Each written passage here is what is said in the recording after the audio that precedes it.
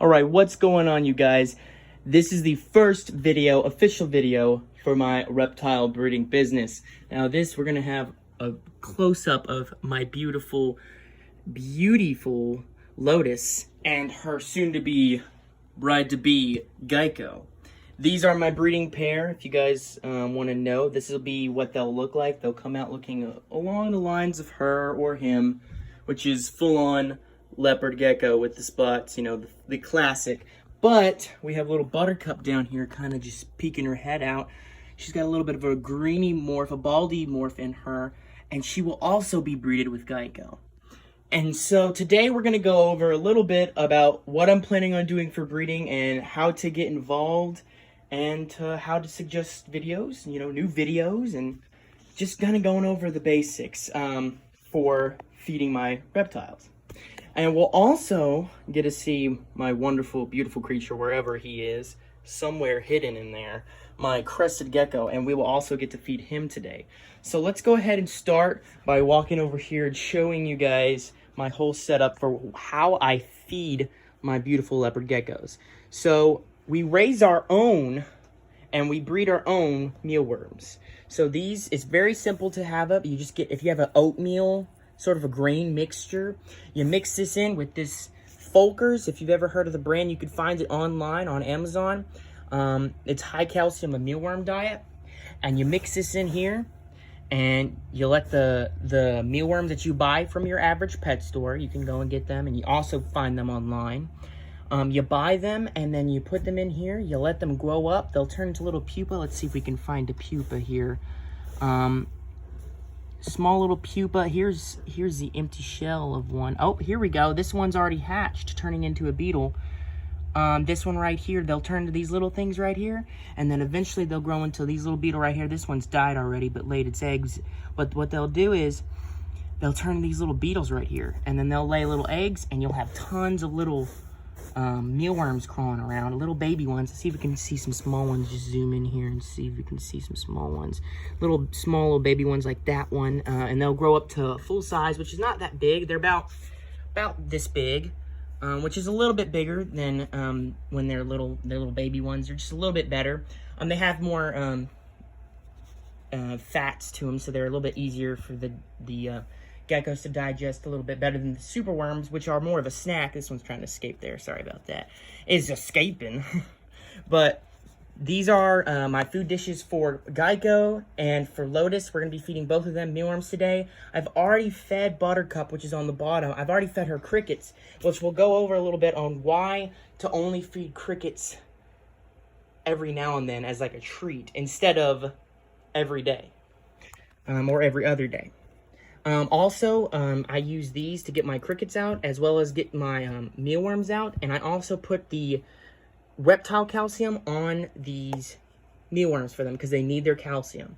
That'll help them shed easier, and it makes them a lot healthier. I mix them in here. I put them in here, and I mix the reptile calcium in here and dump the reptile calcium out so the mealworms can eat on it and as well as be covered in it. So let's go ahead and get this ready to go. I'm gonna go ahead and put this in here. The tweezers, it's a set. These tongs, I call them tweezers, but my big tweezers because they look like big tweezers. But these tongs right here, this set right here could be purchased online as well through Amazon. But this is what I normally use. This is my normal setup of how I feed my cute little geckos. So let's go ahead and get this over here and show you guys them eating. So what we're going to do is we're going to feed Lotus first. She doesn't seem very active though, so we might just go to gecko. And let's go ahead and get that set up. While I'm doing that, guys, feel free to pause the video if you want, or fast forward the video to the part that you want to see, and or subscribe.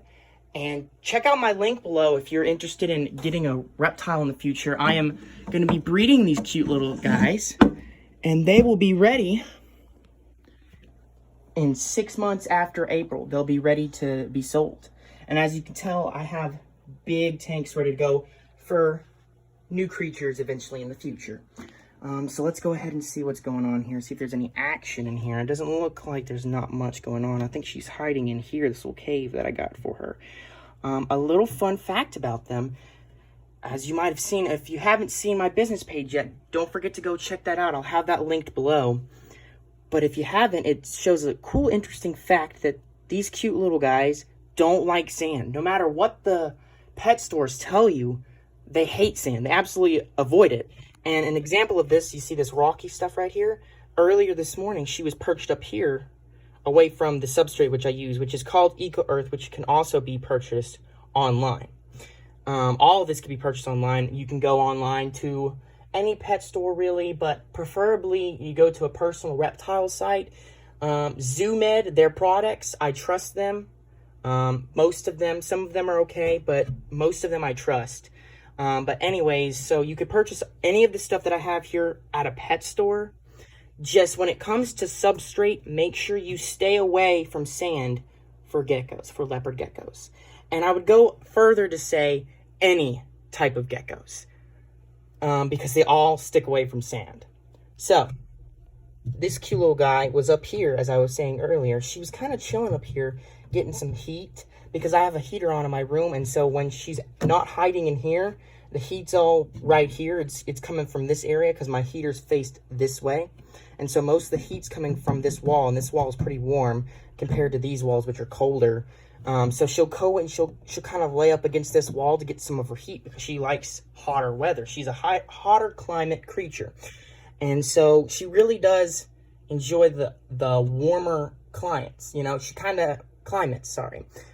but also they like water, which is a lot of people think when you think of a leopard gecko or a bearded dragon that they're more of a desert creature, going to survive the desert, going to tough it out, you know. But as you can see how dirty the water is, she loves getting into the water. She loves playing in it and crawling around in it and everything. She also loves going and climbing in things and going through things like little holes. She'll go through here and she'll move around and she'll hide in little caves. She loves hiding. They're just amazing creatures to own. And you think, well, why should I buy a leopard gecko if they're just going to hide all the time? Well, I mean, that's a good point. They do hide a lot, but at the same time, they also love to be held if you hold them when they were young. When you first get them, they're about, I would say, 6 months old. Is the recommended amount, I would say, before you sell them, because they're close to full grown. They're not fully grown yet, but they're still working their way. A year old is about full grown size, which they're almost a year old. In April, they'll be a year old. So I'm excited for that. That'll be their little birthday here. But let's go ahead and check up on Gecko while we're doing this over here. Kind of go over here, see what's going on. He's all active and everything. He's ready to roll. I don't think he's got any of the mealworms yet.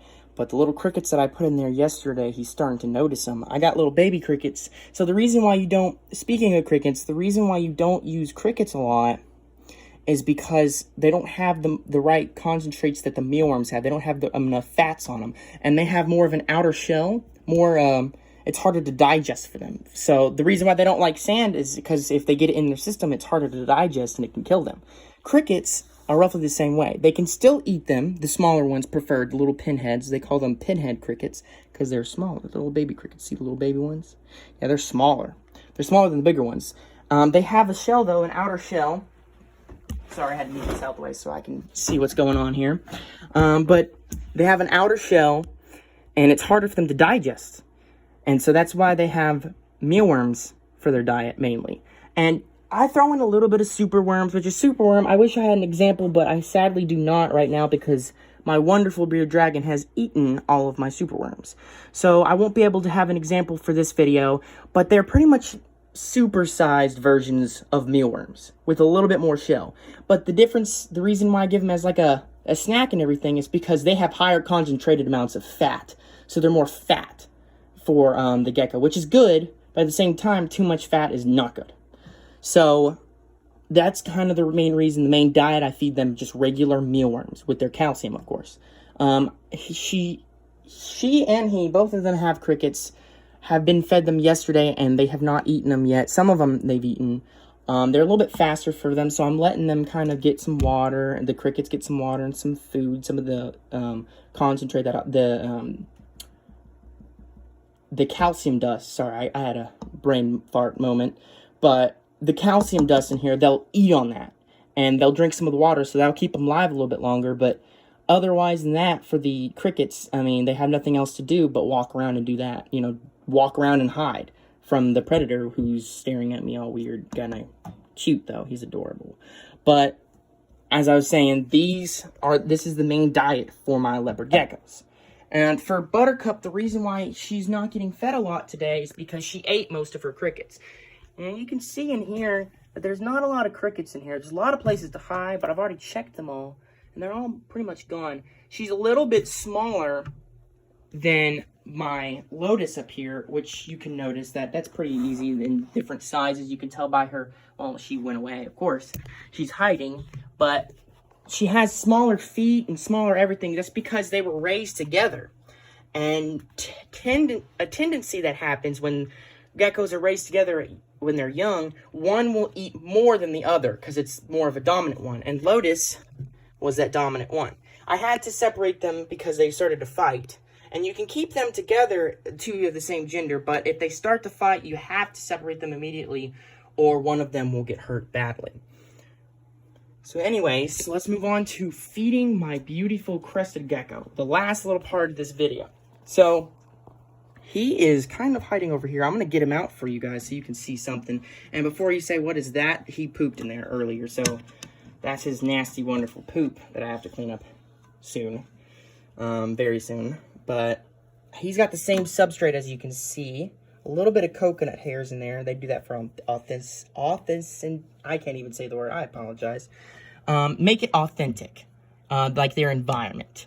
But I just recently added this right here. This is a hammock, and it's normally used for bearded dragons, but it's not recommended for them because they can get their claws hung up in these holes right here, and they could get hurt. They could break a leg, or it'll hurt them badly. So I reused this after I bought it, and I searched it up. You know, I searched up a little bit about the product after I bought it, which I wasn't thinking when I bought it, but I realized, hey, he can climb on this and hide in here. It doesn't hurt him because he's smaller and his claws are more sticky compared to latch on and hold on and ripping. It won't rip any of it. So let's see if I can get him out here. He's hidden in here. I don't know if you can see him. He's black right now. And a cool fact about crested geckos is, as well known as chameleons can change colors. The thing is, crested geckos can also change colors, which a lot of people are like, what? I thought only types of chameleons could change colors. Well, no, actually, there's a lot of lizards that can change colors that are not chameleons. One, for example, is the crested gecko, which he's trying to climb up in the corner here. There he is. Little Spider-Man up there. He's black now, a little blackish with a little bit of brown on him. He's normally a tanner color, but he's kind of black with a little bit yellow right now, and that's called getting fired up, which is it's a term that us crested gecko users, we use it to term that they're active.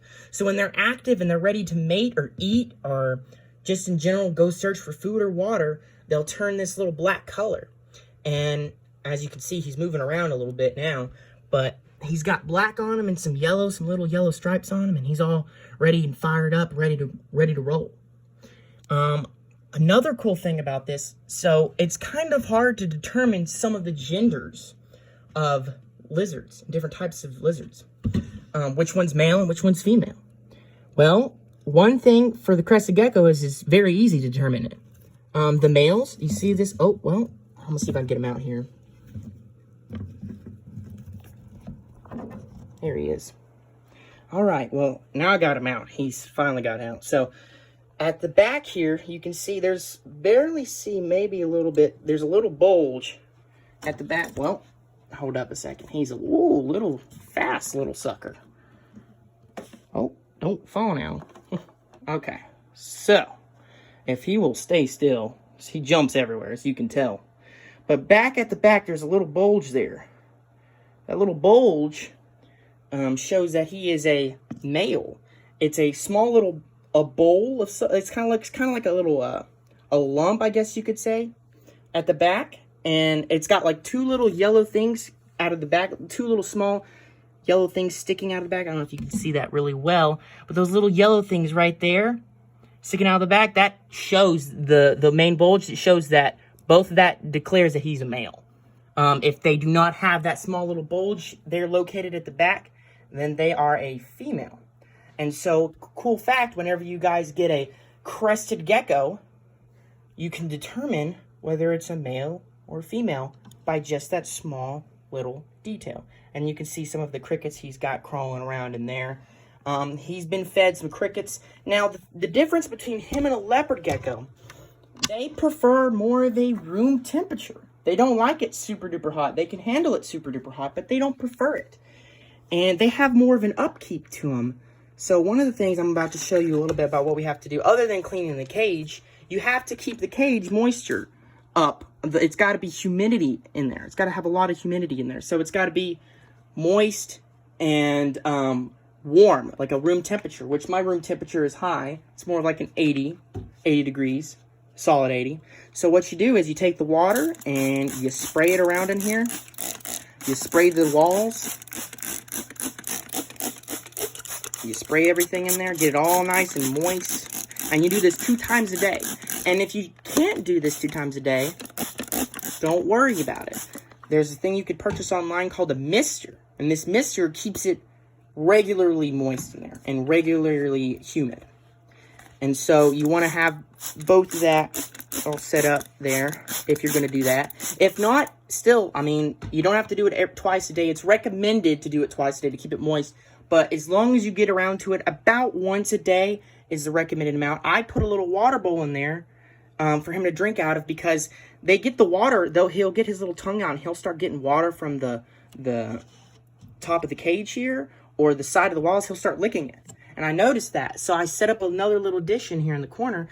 And what I do is I come over here and I spray a little water in this corner right here for him to enjoy. Now, that is everything today that we are going to be covering for my daily routine for feeding and watering my beautiful geckos. I hope you guys enjoyed the video. And once again, guys, if you're interested in having your own leopard gecko, I will be breeding them in April and will have babies for sale 6 months from April. Maybe a little bit earlier, depending on, for some of them, depending on how fast they grow and how mature they are. But the recommended will be 6 months, guys. But if you guys need any help with facts, if you have a problem with your leopard gecko, something's wrong, don't forget to leave a comment, guys. I will reply to your comments for any questions that you have on how to take care of a gecko properly. I hope I covered everything with you guys today, and hope you guys enjoyed the video. If you really did like it, leave a like, leave a comment for ideas for videos in the future. And don't forget to click that link below and follow my business page if you're interested in getting a leopard gecko. And someday, when I get another crested gecko, a crested gecko. And that will be more on how they breed and how easy they are to breed compared to leopard geckos. That'll be a video that I will do in the future. But until next time, guys, I hope you have a wonderful day, and I will see you guys in the next video.